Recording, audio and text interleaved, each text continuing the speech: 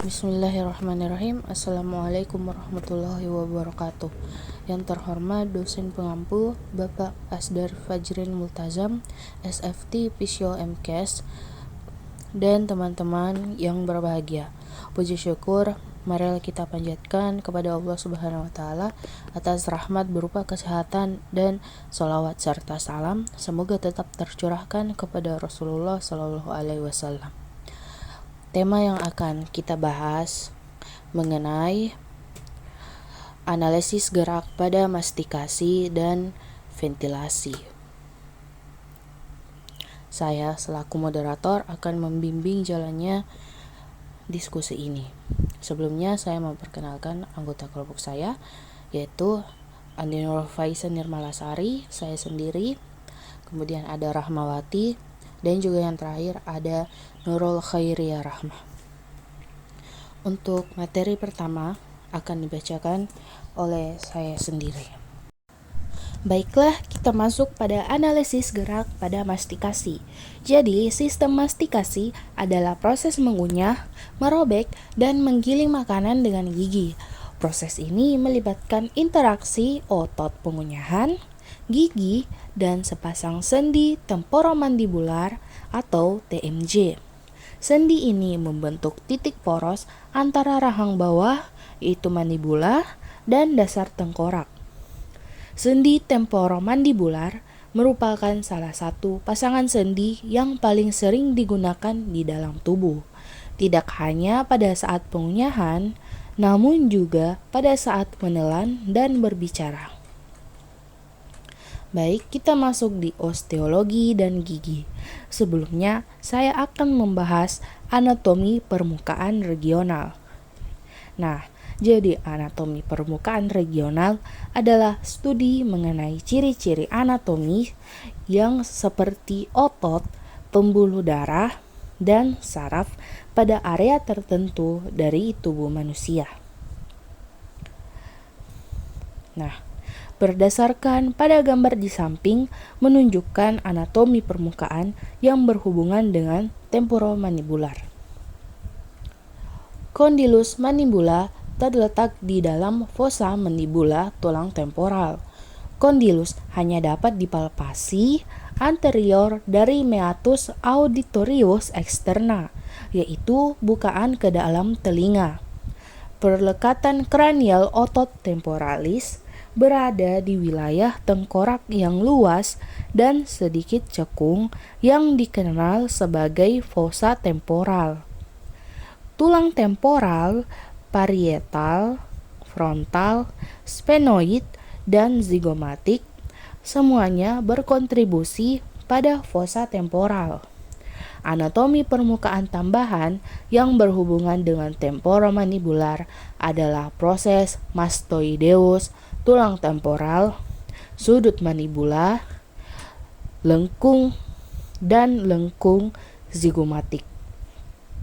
Lengkungan zigomatik dibentuk oleh penyatuan proses zigomatik tulang temporal dan proses temporal tulang zigomatik. Nah, teman-teman, kita masuk di tulang individu. Nah, tulang individu itu sendiri dia mencakup pertama ada rahang bawah, rahang atas, tulang temporal, tulang zigomatik, tulang sphenoid, dan juga tulang hyoid. Nah, itu akan saya bahas satu persatu. Kita masuk di rahang bawah. Dua bagian utama mandibula adalah badan dan kedua rami. Tubuhnya, bagian horizontal tulang, menampung 16 gigi dewasa bagian bawah. Rami mandibula menonjol secara vertikal dari bagian posterior tubuh. Tiap ramus mempunyai permukaan luar dan dalam, 4 batas, dan 2 prosesus pada bagian superiornya, yaitu prosesus soronoid dan prosesus condylus. Perpanjangan antara prosesus coronoid dan condylus adalah takik mandibula. Nah, di rahang atas kanan dan kiri menyatu membentuk satu rahang atas. Rahang atas sendiri dipasang di dalam tengkorak. Rahang atas memanjang ke superior membentuk dasar rongga hidung dan orbit mata. Bagian horizontal bawah rahang atas menerima gigi atas.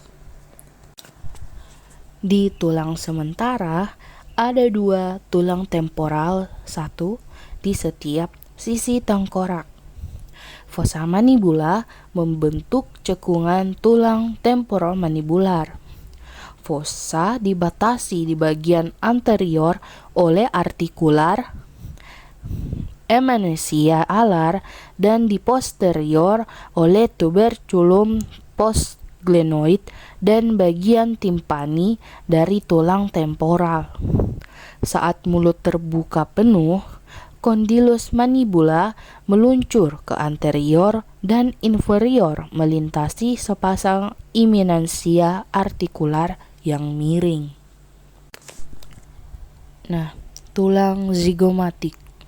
Tulang zigomatik kanan dan kiri merupakan bagian utama pipi dan orbit lateral mata, dan bisa dilihat pada gambar sebelumnya.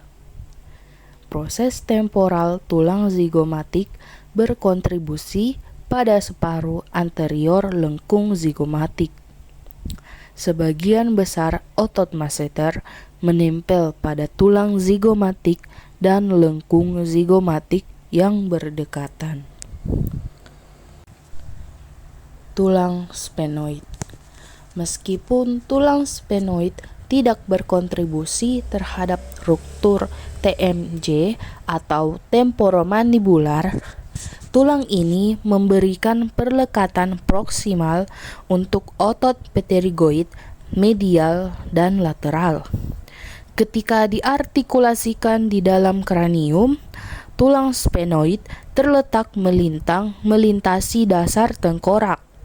Ciri osteologis yang relevan dari tulang sphenoid adalah sayap besarnya, pelat pterygoid medial dan pelat pterygoid lateral, dengan menghilangkan bagian lengkung zigomatik.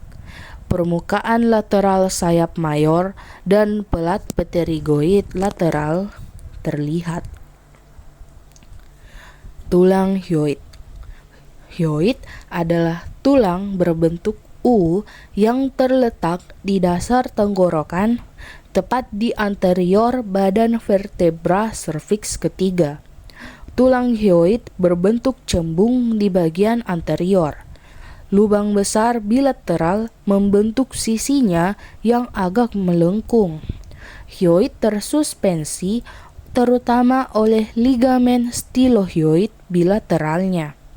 Beberapa otot yang terlibat dalam pergerakan lidah, menelan, dan berbicara menempel pada tulang hyoid. Baik, kita masuk di gigi. Rahang atas dan rahang bawah masing-masing berisi 16 gigi permanen. Struktur masing-masing mencerminkan fungsinya dalam pengunyahan. Setiap gigi mempunyai 2 bagian penting, yaitu mahkota dan akar. Biasanya mahkota ditutupi dengan enamel dan terletak di atas gingiva atau gusi. Akar setiap gigi tertanam di tulang alveolar. Ligamen periodontal membantu menempelkan akar gigi ke dalam soketnya. Nah, berikut nama-nama gigi dan juga fungsi serta letaknya. Baik, yang pertama ada gigi seri. Fungsinya itu untuk memotong makanan. Nah, dia itu terletak di rahang atas nomor keempat dan juga di rahang bawah nomor 4. Karakteristik gigi ini dia memiliki tepi yang tajam. Kemudian kita lanjut di gigi taring. Fungsinya yaitu merobek makanan.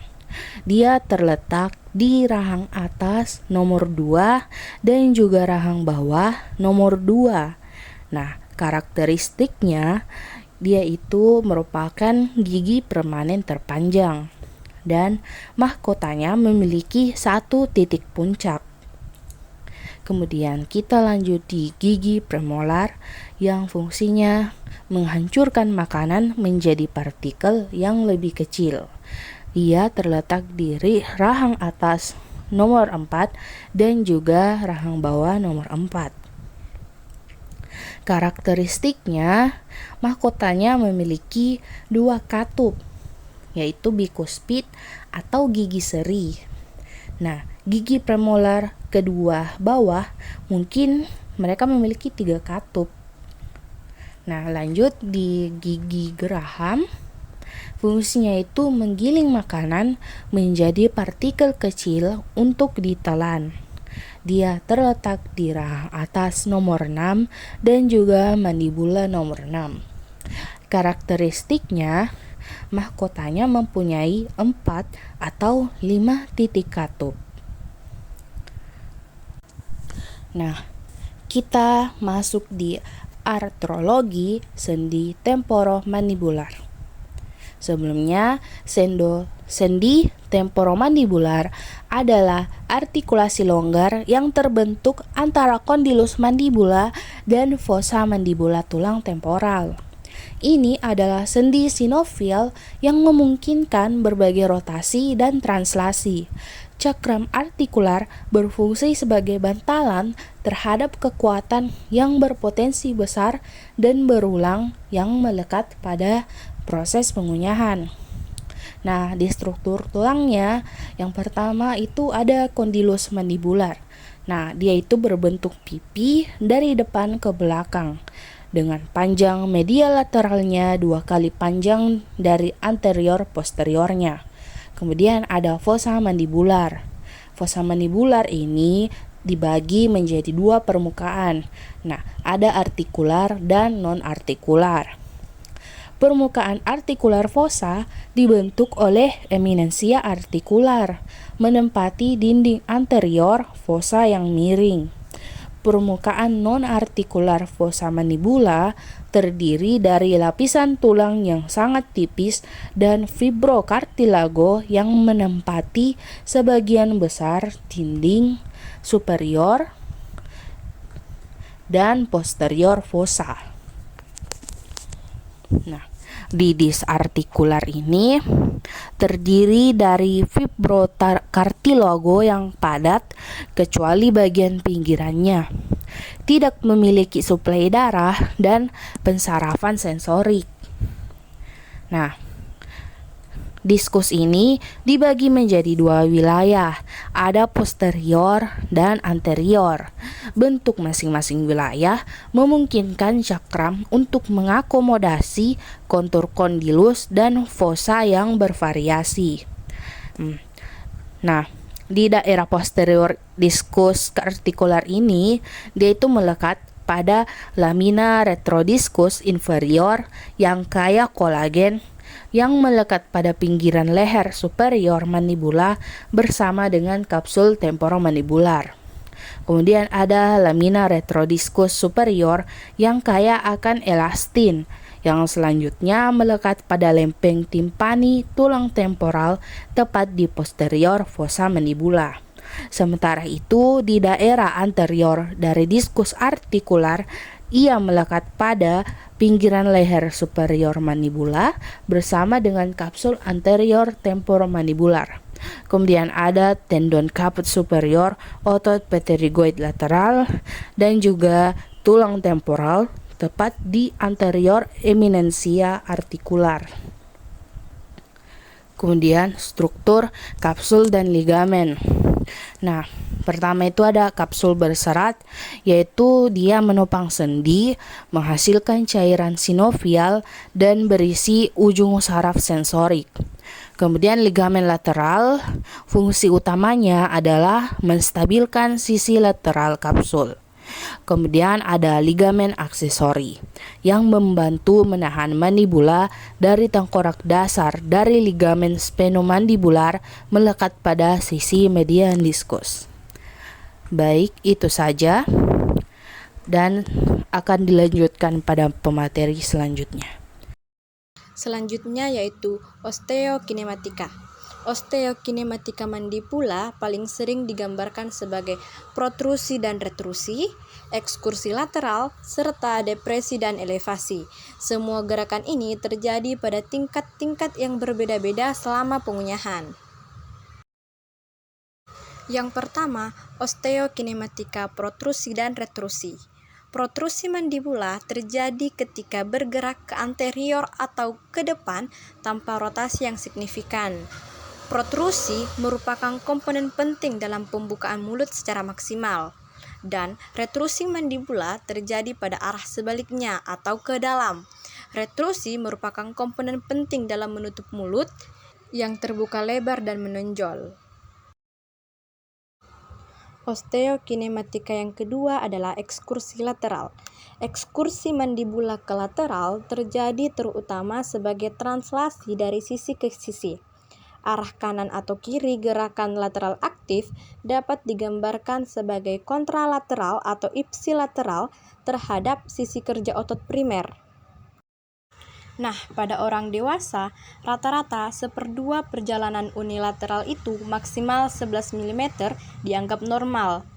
Nah, ekskursi mandibula ke lateral biasanya dikombinasikan dengan translasi dan rotasi yang relatif sedikit. Biasanya, jalur pergerakan spesifik dipandu oleh bentuk fossa mandibula dan posisi diskus artikular. Yang ketiga, depresi dan elevasi. Nah, depresi mandibula menyebabkan mulut terbuka yang merupakan komponen mendasar dalam pengunyahan. Pembukaan mulut maksimal biasanya terjadi saat melakukan tindakan seperti menguap dan bernyanyi. Pembukaan interincisal biasanya cukup besar untuk memuat 3 buku jari orang dewasa. Ini disebut dengan sendi interphalangeal proksimal. Kemudian elevasi, yaitu elevasi mandibula menutup mulut, suatu tindakan yang digunakan untuk menggiling makanan selama pengunyahan. Selanjutnya yaitu artokinematika. Pergerakan mandibula biasanya melibatkan tindakan TMJ atau temporomandibular joint. Nah, fungsi abnormal pada satu sendi secara alami mengganggu fungsi sendi lainnya tergantung pada osteokinematikanya.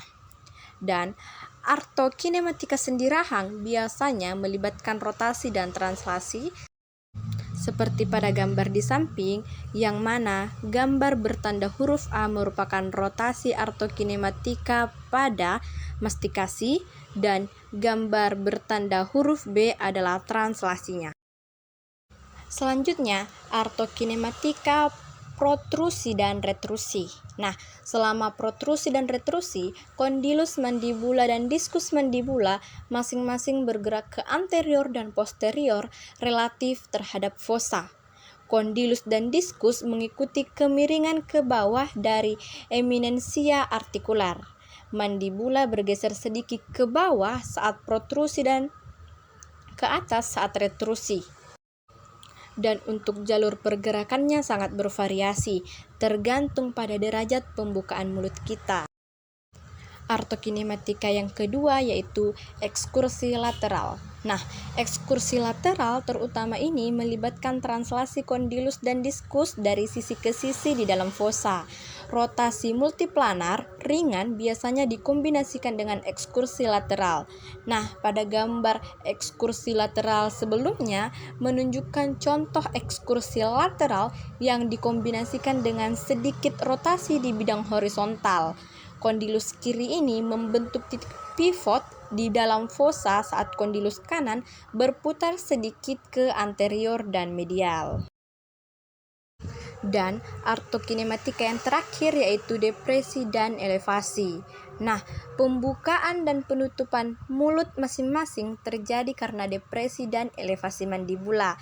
Selama gerakan ini, setiap sendi rahang mengalami kombinasi rotasi dan translasi antara kondilus mandibula, diskus artikular, dan fossa.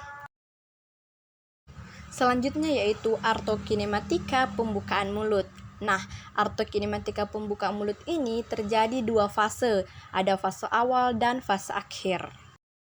Nah, Pada fase awal ini, yang mencakup 35% hingga 50% rentang gerak pertama, terutama melibatkan rotasi mandibula relatif terhadap tengkorak.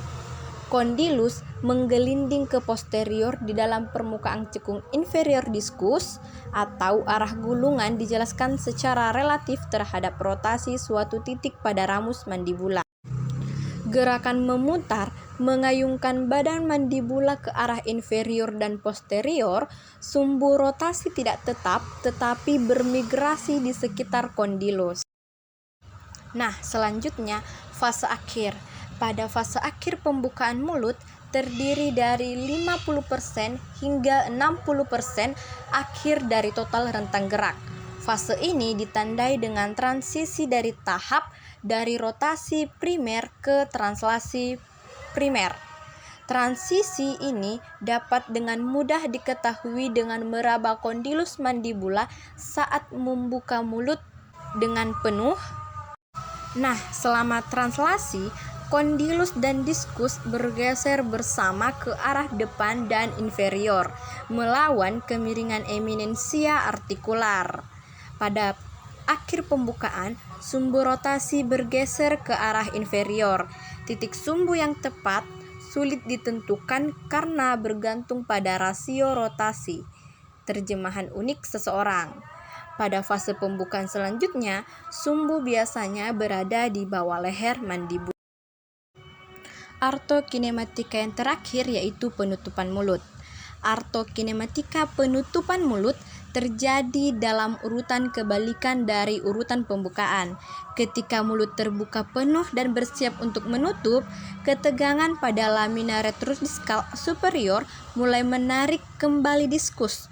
Memulai fase penutupan translasi awal, fase selanjutnya didominasi oleh rotasi kondilus di dalam cekungan cakram, berakhir ketika terjadi kontak antara gigi atas dan gigi bawah. Selanjutnya, otot utama mastikasi yang terdiri dari 4 otot utama, yaitu 1. Masseter. Masseter adalah otot tebal dan kuat, mudah dipalpasi tepat di bawah sudut mandibula. Otot ini secara keseluruhan berasal dari lengkung sigomatik dan tulang sigomatik dan masuk ke bagian inferior pada permukaan luar ramus mandibula. Yang kedua yaitu temporalis. Nah, temporalis adalah otot datar berbentuk kipas yang mengisi sebagian besar cekungan fosa temporal tengkorak.